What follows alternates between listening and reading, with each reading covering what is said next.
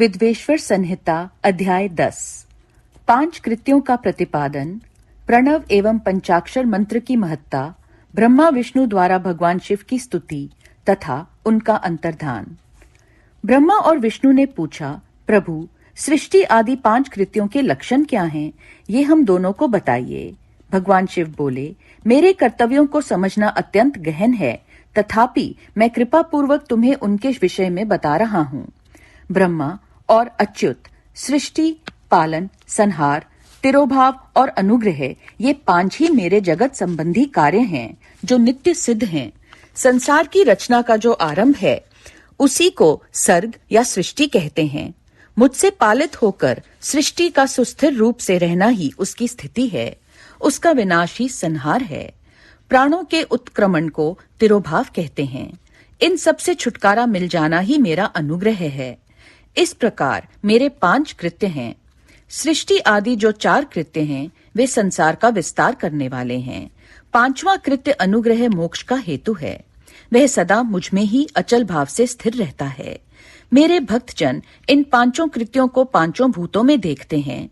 सृष्टि भूतल में, स्थिति जल में, संहार अग्नि में, तिरोभाव वायु में और अनुग्रह आकाश में स्थित है।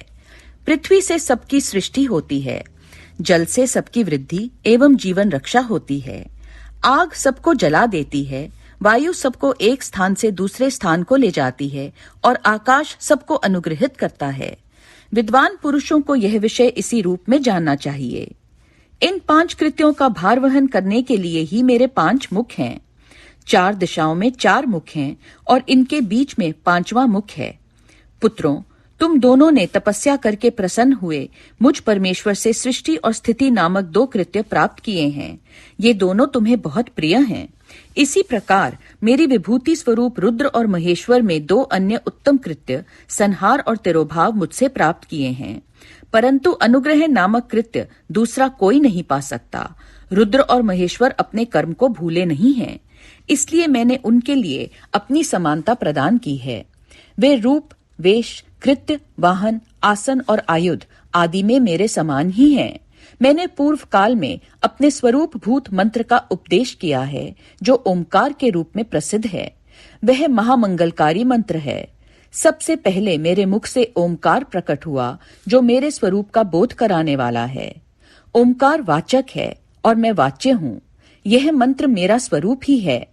प्रतिदिन ओमकार का निरंतर स्मरण करने से मेरा ही सदा स्मरण होता है। मेरे उत्तरवर्ती मुख से अकार का, पश्चिम मुख से उकार का, दक्षिण मुख से मकार का, पूर्ववर्ती मुख से बिंदु का तथा मध्यवर्ती मुख से नाद का प्राकट्य हुआ। इस प्रकार 5 अवयवों से युक्त ओंकार का विस्तार हुआ है। इन सभी अवयवों से एकीभूत होकर वह प्रणव ओम नामक एक अक्षर हो गया। यह नाम रूपात्मक सारा जगत तथा वेद उत्पन्न स्त्री पुरुष वर्ग रूप दोनों कुल इस प्रणव मंत्र से व्याप्त हैं। यह मंत्र शिव और शक्ति दोनों का बोधक है। इसी से पंचाक्षर मंत्र की उत्पत्ति हुई है जो मेरे सकल रूप का बोधक है। वह अकारादि क्रम से और मकारादि क्रम से क्रमश प्रकाश में आया है। ओम नमः शिवाय यह पंचाक्षर मंत्र है। इस पंचाक्षर मंत्र से मात्र का वर्ण प्रकट हुए हैं जो 5 भेद वाले हैं। उसी से शिरोमंत्र सहित त्रिपदा गायत्री का प्राकट्य हुआ है। उस गायत्री से संपूर्ण वेद प्रकट हुए हैं और उन वेदों से करोड़ों मंत्र निकले हैं। उन मंत्रों से भिन्न भिन्न कार्यों की सिद्धि होती है, परंतु इस प्रणव एवं पंचाक्षर से संपूर्ण मनोरथों की सिद्धि होती है। इस मंत्र समुदाय से भोग और मोक्ष दोनों सिद्ध होते हैं। मेरे सकल स्वरूप से संबंध रखने वाले सभी मंत्रराज साक्षात भोग प्रदान करने वाले और शुभ कारक मोक्षप्रद हैं। नंदिकेश्वर कहते हैं, तदनंतर जगदम्बा पार्वती के साथ बैठे हुए गुरुवर महादेव जी ने उत्तराभिमुख बैठे हुए ब्रह्मा और विष्णु को पर्दा करने वाले वस्त्र से आच्छादित करके उनके मस्तक पर अपना कर कमल रखकर धीरे धीरे उच्चारण करके उन्हें उत्तम मंत्र का उपदेश किया। मंत्र तंत्र में बताई हुई विधि के पालन पूर्वक 3 बार मंत्र का उच्चारण करके भगवान शिव ने उन दोनों शिष्यों को मंत्र की दीक्षा दी। फिर उन शिष्यों ने गुरु दक्षिणा के रूप में अपने आप को ही समर्पित कर दिया और दोनों हाथ जोड़कर उनके समीप खड़े हो उन देवेश्वर जगत गुरु का स्तवन किया। ब्रह्मा और विष्णु बोले, प्रभु, आप निष्कल रूप हैं, आपको नमस्कार है। आप निष्कल तेज से प्रकाशित हैं, आपको नमस्कार है। आप सबके स्वामी हैं, आपको नमस्कार है। आप सर्वात्मा को नमस्कार है, अथवा सकल स्वरूप आप महेश्वर को नमस्कार है। आप प्रणव के वाच्यार्थ हैं, आपको नमस्कार है। आप प्रणव लिंग वाले हैं, आपको नमस्कार है। सृष्टि, पालन, संहार, तिरोभाव और अनुग्रह करने वाले, आपको नमस्कार है। आपके 5 मुख हैं, आप परमेश्वर को नमस्कार है। पंच ब्रह्म स्वरूप 5 कृत्य वाले, आपको नमस्कार है। आप सबके आत्मा हैं, ब्रह्म हैं। आपके गुण और शक्तियां अनंत हैं, आपको नमस्कार है। आपके सकल और निष्कल 2 रूप हैं। आप सद्गुरु एवं शंभु हैं, आपको नमस्कार है। इन पद्यों द्वारा अपने गुरु महेश्वर की स्तुति करके ब्रह्मा और विष्णु ने उनके चरणों में प्रणाम किया। महेश्वर बोले, आर्द्रा नक्षत्र से युक्त चतुर्दशी को प्रणव का जप किया जाए तो वह अक्षय फल देने वाला होता है। सूर्य की संक्रांति से युक्त महा आर्द्रा नक्षत्र में एक बार किया हुआ प्रणव जप कोटि गुने जप का फल देता है। मृगशिरा नक्षत्र का अंतिम भाग तथा पुनर्वसु का आदि भाग पूजा, होम और तर्पण आदि के लिए सदा आर्द्रा के समान ही होता है, यह जानना चाहिए। मेरा या मेरे लिंग का दर्शन प्रभात काल में ही, प्रातः और संगव मध्याह्न के पूर्व काल में करना चाहिए। मेरे दर्शन पूजन के लिए चतुर्दशी तिथि निशीथ व्यापिनी अथवा प्रदोष व्यापिनी लेनी चाहिए, क्योंकि परवर्तिनी तिथि से संयुक्त चतुर्दशी की ही प्रशंसा की जाती है। पूजा करने वालों के लिए मेरी मूर्ति तथा लिंग दोनों समान हैं, फिर भी मूर्ति की अपेक्षा लिंग का स्थान ऊंचा है। इसलिए मुमुक्षु पुरुषों को चाहिए कि वे वेर मूर्ति से भी श्रेष्ठ समझकर लिंग का ही पूजन करें। लिंग का ओमकार मंत्र से और वेर का पंचाक्षर मंत्र से पूजन करना चाहिए। शिवलिंग की स्वयं ही स्थापना करके अथवा दूसरों से भी स्थापना करवाकर उत्तम द्रव्यमय उपचारों से पूजा करनी चाहिए। इससे मेरा पद सुलभ हो जाता है। इस प्रकार उन दोनों शिष्यों को उपदेश देकर भगवान शिव वहीं अंतर्ध्यान हो गए। विद्वेश्वर संहिता अध्याय 11। शिवलिंग की स्थापना, उसके लक्षण और पूजन की विधि का वर्णन तथा शिव पद की प्राप्ति कराने वाले सत्कर्मों का विवेचन। ऋषियों ने पूछा, सूत जी, शिवलिंग की स्थापना कैसे करनी चाहिए, उसका लक्षण क्या है तथा उसकी पूजा कैसे करनी चाहिए, किस देश काल में करनी चाहिए और किस द्रव्य के द्वारा उसका निर्माण होना चाहिए। सूत जी ने कहा, महर्षियों, मैं तुम लोगों के लिए इस विषय का वर्णन करता हूँ। ध्यान देकर सुनो और समझो। अनुकूल एवं शुभ समय में किसी पवित्र तीर्थ में, नदी आदि के तट पर अपनी रुचि के अनुसार ऐसी जगह शिवलिंग की स्थापना करनी चाहिए जहां नित्य पूजन हो सके। पार्थिव द्रव्य से, जलमय द्रव्य से अथवा तेजस पदार्थ से अपनी रुचि के अनुसार कल्पोक्त लक्षणों से युक्त शिवलिंग का निर्माण करके उसकी पूजा करने से उपासक को उस पूजन का पूरा पूरा फल मिलता है। संपूर्ण शुभ लक्षणों से युक्त शिवलिंग की यदि पूजा की जाए तो वह तत्काल पूजा का फल देने वाला होता है। यदि चल प्रतिष्ठा करनी हो तो इसके लिए छोटा सा शिवलिंग अथवा विग्रह श्रेष्ठ माना जाता है, और यदि अचल प्रतिष्ठा करनी हो तो स्थूल शिवलिंग अथवा विग्रह अच्छा माना गया है। उत्तम लक्षणों से युक्त शिवलिंग की पीठ सहित स्थापना करनी चाहिए। शिवलिंग का पीठ मंडलाकार, गोल, चौकोर, त्रिकोण अथवा खाट के पाए की भांति ऊपर नीचे मोटा और बीच में पतला होना चाहिए। ऐसा लिंग पीठ महान फल देने वाला होता है। पहले मिट्टी से, प्रस्तर आदि से अथवा लोहे आदि से शिवलिंग का निर्माण करना चाहिए। जिस द्रव्य से शिवलिंग का निर्माण हो उसी से उसका पीठ भी बनाना चाहिए। यही स्थावर अचल प्रतिष्ठा वाले शिवलिंग की विशेष बात है। चल प्रतिष्ठा वाले शिवलिंग में भी लिंग और पीठ का एक ही उपादान होना चाहिए, किंतु बाण लिंग के लिए यह नियम नहीं है। लिंग की लंबाई निर्माणकर्ता या स्थापना करने वाले यजमान के 12 अंगुल के बराबर होनी चाहिए। ऐसे ही शिवलिंग को उत्तम कहा गया है। इससे कम लंबाई हो तो फल में कमी आ सकती है, अधिक हो तो कोई दोष की बात नहीं है। चरलिंग में भी वैसा ही नियम है। उसकी लंबाई कम से कम कर्ता के 1 अंगुल के बराबर होनी चाहिए। उससे छोटा होने पर अल्प फल मिलता है, किंतु उससे अधिक होना दोष की बात नहीं है। यजमान को चाहिए कि वह पहले शिल्प शास्त्र के अनुसार एक विमान या देवालय बनवाए जो देवगणों की मूर्तियों से अलंकृत हो। उसका गर्भगृह बहुत ही सुंदर, सुदृढ़ और दर्पण के समान स्वच्छ हो। उसे 9 प्रकार के रत्नों से विभूषित किया गया हो। उसमें पूर्व और पश्चिम दिशा में 2 मुख्य द्वार हों। जहां शिवलिंग की स्थापना करनी हो, उस स्थान के गर्त में नीलम, लाल वैदुर्य, श्याम, मरकत, मोती, मूंगा, गोमेद और हीरा, इन 9 रत्नों को तथा अन्य महत्वपूर्ण द्रव्यों को वैदिक मंत्रों के साथ छोड़ें। सद्योजात आदि 5 वैदिक मंत्रों द्वारा शिवलिंग का 5 स्थानों में क्रमश पूजन करके अग्नि में हविष्य की अनेक आहुतियां दे और परिवार सहित मेरी पूजा करके गुरु स्वरूप आचार्य को धन से तथा भाई बंधुओं को मनचाही वस्तुओं से संतुष्ट करें। याचकों को जड़, सुवर्ण, गृह एवं भू संपत्ति तथा चेतन गौ आदि वैभव प्रदान करें। स्थावर जंगम सभी जीवों को यत्नपूर्वक संतुष्ट करके एक गड्ढे में सुवर्ण तथा 9 प्रकार के रत्न भरकर सद्योजात आदि वैदिक मंत्रों का उच्चारण करके परम कल्याणकारी महादेव जी का ध्यान करें। तत्पश्चात नाद घोष से युक्त महामंत्र ओमकार का उच्चारण करके उक्त गड्ढे में शिवलिंग की स्थापना करके उसे पीठ से संयुक्त करें। इस प्रकार पीठ युक्त लिंग की स्थापना करके उसे नित्य लेप, दीर्घ काल तक टिके रहने वाले मसाले से जोड़कर स्थिर करें। इसी प्रकार वहां परम सुंदर वेर मूर्ति की भी स्थापना करनी चाहिए। सारांश यह है कि भूमि संस्कार आदि की सारी विधि जैसी लिंग प्रतिष्ठा के लिए कही गई है, वैसी ही वेर मूर्ति प्रतिष्ठा के लिए भी समझनी चाहिए। अंतर इतना ही है कि लिंग प्रतिष्ठा के लिए प्रणव मंत्र के उच्चारण का विधान है, परंतु वेर की प्रतिष्ठा पंचाक्षर मंत्र से करनी चाहिए। जहां लिंग की प्रतिष्ठा हुई है, वहां भी उत्सव के लिए बाहर सवारी निकालने आदि के निमित्त वेर मूर्ति को रखना आवश्यक है। वेर को बाहर से भी लिया जा सकता है। उसे गुरुजनों से ग्रहण करें। बाह्य वेर वही लेने योग्य हैं जो साधु पुरुषों द्वारा पूजित हो।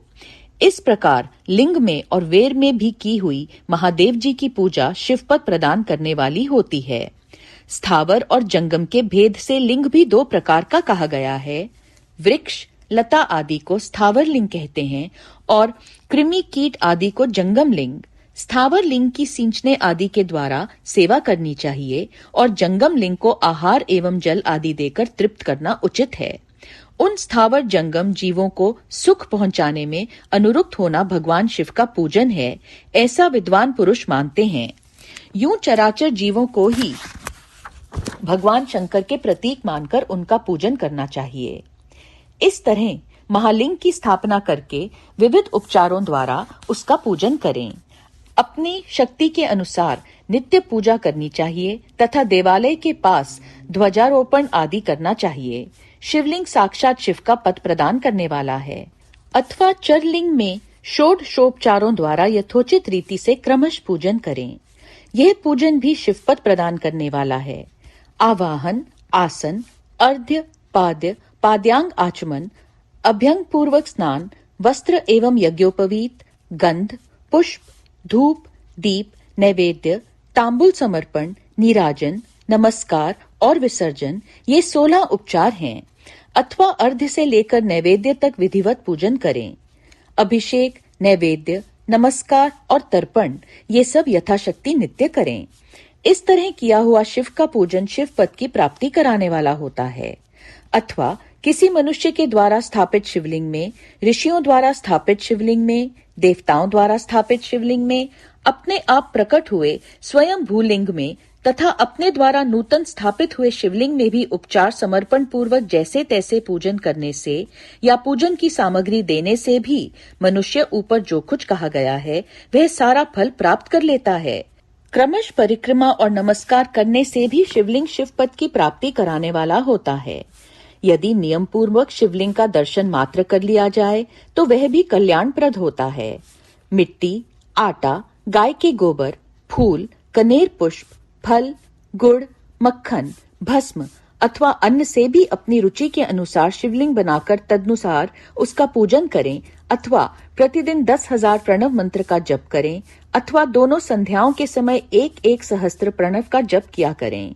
यह क्रम भी शिव पद की प्राप्ति कराने वाला है, ऐसा जानना चाहिए। जप काल में मकारांत प्रणव का उच्चारण मन की शुद्धि करने वाला होता है।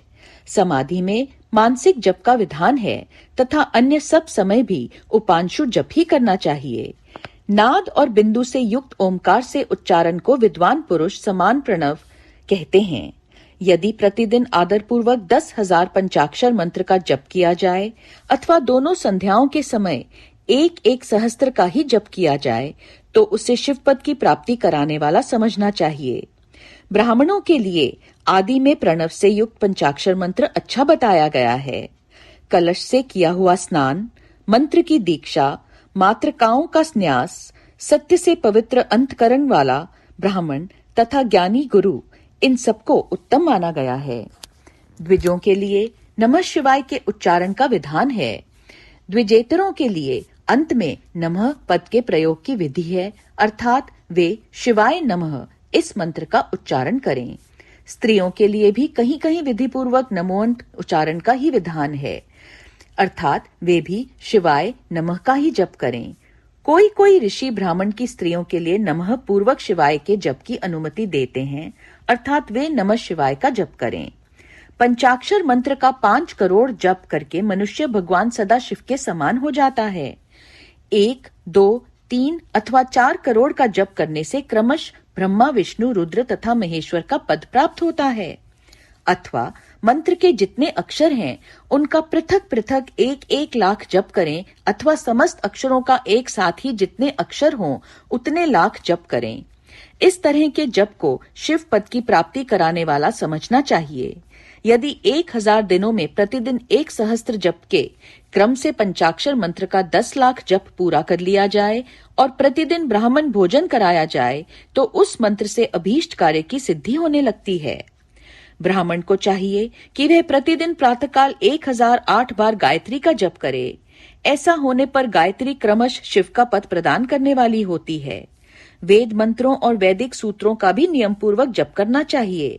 वेदों का पारायण भी शिव पद की प्राप्ति कराने वाला है, ऐसा जानना चाहिए। अन्यान्य जो बहुत से मंत्र हैं उनका भी जितने अक्षर हों उतने लाख जप करें। इस प्रकार जो यथाशक्ति जप करता है वह क्रमश शिव पद मोक्ष प्राप्त कर लेता है।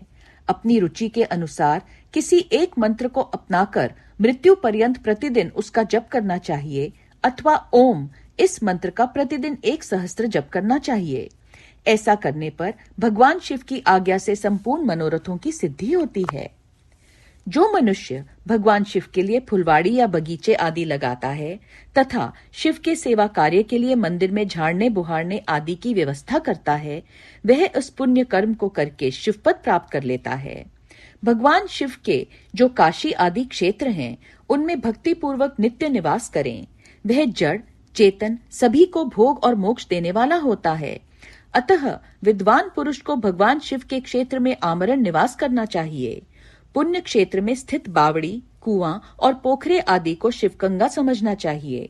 भगवान शिव का ऐसा ही वचन है। वहां स्नान, दान और जप करके मनुष्य भगवान शिव को प्राप्त कर लेता है। अतः मृत्यु पर्यंत शिव के क्षेत्र का आश्रय लेकर रहना चाहिए।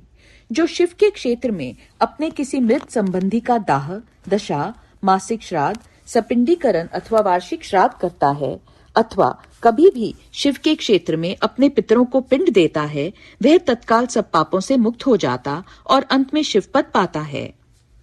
अथवा शिव के क्षेत्र में 7, 5, 3 या एक ही रात निवास कर लें। ऐसा करने से भी क्रमश शिवपद की प्राप्ति होती है। लोक में अपने अपने वर्ण के अनुरूप सदाचार का पालन करने से भी मनुष्य शिवपद को प्राप्त कर लेता है। वर्णानुकूल आचरण से तथा भक्ति भाव से वह अपने सत्कर्म का अतिशय फल पाता है। कामना पूर्वक किए हुए अपने कर्म के अभीष्ट फल को शीघ्र ही पा लेता है। निष्काम भाव से किया हुआ सारा कर्म साक्षात शिव पद की प्राप्ति करने वाला होता है। दिन के 3 विभाग होते हैं, प्रातः, मध्याह्न और सायाह्न।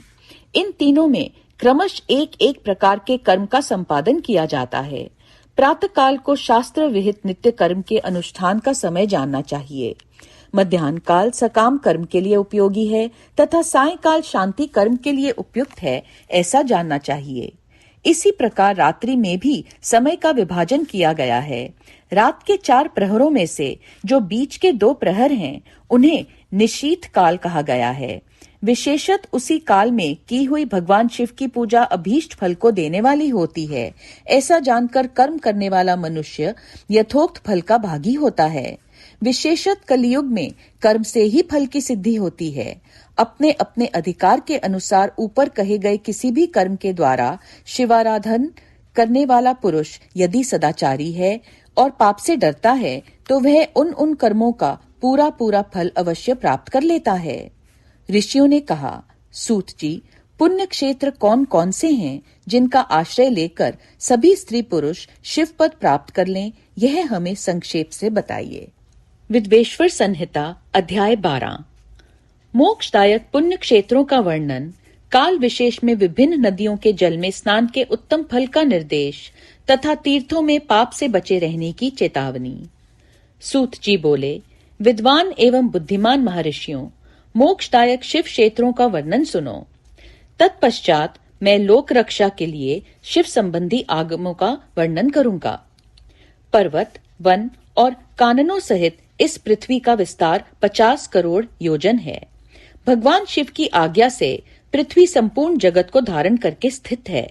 भगवान शिव ने भूतल पर विभिन्न स्थानों में वहां के निवासियों को कृपा पूर्वक मोक्ष देने के लिए शिव क्षेत्र का निर्माण किया है। कुछ क्षेत्र ऐसे हैं जिन्हें देवताओं तथा ऋषियों ने अपना वास स्थान बनाकर अनुग्रहित किया है, इसलिए उनमें तीर्थत्व प्रकट हो गया है, तथा अन्य बहुत से तीर्थ क्षेत्र ऐसे हैं जो लोगों की रक्षा के लिए स्वयं प्रादुर्भूत हुए हैं। तीर्थ और क्षेत्र में जाने पर मनुष्य को सदा स्नान, दान और जप आदि करना चाहिए, अन्यथा वह रोग, दरिद्रता तथा मूकता आदि दोषों का भागी होता है। जो मनुष्य इस भारतवर्ष के भीतर मृत्यु को प्राप्त होता है, वह अपने पुण्य के फल से ब्रह्मलोक में वास करके पुण्य क्षय के पश्चात पुण्य मनुष्य योनि में ही जन्म लेता है। पापी मनुष्य पाप करके दुर्गति में ही पड़ता है। ब्राह्मणों, पुण्य क्षेत्र में पाप कर्म किया जाए तो वह और भी दृढ़ हो जाता है। अतः पुण्य क्षेत्र में निवास करते समय सूक्ष्म से सूक्ष्म अथवा थोड़ा सा भी पाप न करें। सिंधु और शतद्रु सतलज नदी के तट पर बहुत से पुण्य क्षेत्र हैं। सरस्वती नदी परम पवित्र और 60 मुख वाली कही गई है, अर्थात उसकी 60 धाराएं हैं। विद्वान पुरुष सरस्वती के उन धाराओं के तट पर निवास करे तो वह क्रमश ब्रह्मपद को पा लेता है। हिमालय पर्वत से निकली हुई पुण्य सलिला गंगा 100 मुख वाली नदी है। उसके तट पर काशी, प्रयाग आदि अनेक पुण्य क्षेत्र हैं। वहां मकर राशि के सूर्य होने पर गंगा की तट भूमि पहले से भी अधिक प्रशस्त एवं पुण्यदायक हो जाती है। सोनभद्र नद की 10 धाराएं हैं। वह बृहस्पति के मकर राशि में आने पर अत्यंत पवित्र तथा अभीष्ट फल देने वाला हो जाता है। उस समय वहां स्नान और उपवास करने से विनायक पद की प्राप्ति होती है। पुण्य सलिला महानदी नर्मदा के 24 मुख स्रोत हैं। उसमें स्नान तथा उसके तट पर निवास करने से मनुष्य को वैष्णव पद की प्राप्ति होती है। तमसा के 12 तथा रेवा के 10 मुख हैं। परम पुण्यमयी गोदावरी के 21 मुख बताए गए हैं। वह ब्रह्म हत्या तथा गोवध के पाप का भी नाश करने वाली एवं रुद्रलोक देने वाली है। कृष्णवेणी नदी का जल बड़ा पवित्र है। वह नदी समस्त पापों का नाश करने वाली है। उसके 18 मुख बताए गए हैं तथा वह विष्णु लोक प्रदान करने वाली है। तुंगभद्रा के 10 मुख हैं। वह ब्रह्मलोक देने वाली है। पुण्य सलिला सुवर्ण मुखरी के 9 मुख कहे गए हैं। ब्रह्मलोक से लौटे हुए जीव उसी के तट पर जन्म लेते हैं। सरस्वती नदी, पंपा सरोवर, कन्याकुमारी अंतरीप तथा शुभ कारक श्वेत नदी, ये सभी पुण्य क्षेत्र हैं। इनके तट पर निवास करने से इंद्रलोक की प्राप्ति होती है। सोवा पर्वत से निकली हुई महानदी कावेरी परम पुण्यमयी है। उसके 27 मुख बताए गए हैं। वह संपूर्ण अभीष्ट वस्तुओं को देने वाली है। उसके तट स्वर्ग लोक की प्राप्ति कराने वाले तथा ब्रह्मा और विष्णु का पद देने वाले हैं। कावेरी के जो तट शैव क्षेत्र के अंतर्गत हैं, वे अभीष्ट फल देने के साथ ही शिवलोक प्रदान करने वाले भी हैं। नैमिषारण्य तथा बद्रिकाश्रम में सूर्य और बृहस्पति के मेष राशि में आने पर यदि स्नान करें तो उस समय वहां किए हुए स्नान पूजन आदि को ब्रह्मलोक की प्राप्ति कराने वाला जानना चाहिए। सिंह और कर्कर राशि में सूर्य की संक्रांति होने पर सिंधु नदी में किया हुआ स्नान तथा केदार तीर्थ के जल का पान एवं स्नान ज्ञानदायक माना जाता है। जब बृहस्पति सिंह राशि में स्थित हो उस समय सिंह की संक्रांति से युक्त भाद्रपद मास में यदि गोदावरी के जल में स्नान किया जाए तो वह शिवलोक की प्राप्ति कराने वाला होता है। ऐसा पूर्व काल में स्वयं भगवान शिव ने कहा था। जब सूर्य और बृहस्पति कन्या राशि में स्थित हों तब यमुना और क्षोणभद्र में स्नान करें। वह स्नान धर्मराज तथा गणेश जी के लोक में महान भोग प्रदान करने वाला होता है। यह महर्षियों की मान्यता है। जब सूर्य और बृहस्पति तुला राशि में हों उस समय कावेरी नदी में स्नान करें। वह स्नान भगवान विष्णु के वचन की महिमा से संपूर्ण अभीष्ट वस्तुओं को देने वाला माना गया है। जब सूर्य और बृहस्पति वृश्चिक राशि पर आ जाएं, तब मार्गशीर्ष अगहन के महीने में नर्मदा में स्नान करने से श्री विष्णु लोक की प्राप्ति हो सकती है। सूर्य और बृहस्पति के धन राशि में स्थित होने पर सुवर्ण मुखरी नदी में किया हुआ स्नान शिव लोक प्रदान कराने वाला होता है, जैसा कि ब्रह्मा जी का वचन है। जब सूर्य और बृहस्पति मकर राशि में स्थित हों, उस समय माघ मास में गंगा जी के जल में स्नान करना चाहिए। ब्रह्मा जी का कथन है कि वह स्नान शिवलोक की प्राप्ति कराने वाला होता है। शिवलोक के पश्चात ब्रह्मा और विष्णु के स्थानों में सुख भोगने पर अंत में मनुष्य को ज्ञान की प्राप्ति हो जाती है। माघ मास में तथा सूर्य के कुंभ राशि में स्थित होने पर फाल्गुन मास में गंगा जी के तट पर किया हुआ श्राद्ध, पिंडदान अथवा तिलोदक दान पिता और नाना दोनों कुलों के पितरों की अनेकों पीढ़ियों का उद्धार करने वाला माना गया है। सूर्य और बृहस्पति जब मीन राशि में स्थित हों, तब कृष्णवेणी नदी में किए गए स्नान की ऋषियों ने प्रशंसा की है। उन महीनों में पूर्वोक्त तीर्थों में किया हुआ स्नान इंद्र पद की प्राप्ति कराने वाला होता है। विद्वान पुरुष गंगा अथवा कावेरी नदी का आश्रय लेकर तीर्थवास करें। ऐसा करने से तत्काल किए हुए पाप का निश्चय ही नाश होता है। रुद्रलोक प्रदान करने वाले बहुत से क्षेत्र हैं। ताम्रपर्णी और वेगवती ये दोनों नदियां ब्रह्मलोक की प्राप्ति रूप फल देने वाली हैं। इन दोनों के तट पर कितने ही स्वर्गदायक क्षेत्र हैं। इन दोनों के मध्य में बहुत से पुण्यप्रद क्षेत्र हैं। वहां निवास करने वाला विद्वान पुरुष वैसे फल का भागी होता है। सदाचार, उत्तम वृत्ति तथा सद्भावन के साथ मन में दया भाव रखते हुए विद्वान पुरुष को तीर्थ में निवास करना चाहिए, अन्यथा उसका फल नहीं मिलता। पुण्य क्षेत्र में किया हुआ थोड़ा सा पुण्य भी अनेक प्रकार से वृद्धि को प्राप्त होता है तथा वहां किया हुआ छोटा सा पाप भी महान हो जाता है। यदि पुण्य क्षेत्र में रहकर ही जीवन बिताने का निश्चय हो तो उस पुण्य संकल्प से उसका पहले का सारा पाप तत्काल नष्ट हो जाएगा, क्योंकि पुण्य को ऐश्वर्यदायक कहा गया है।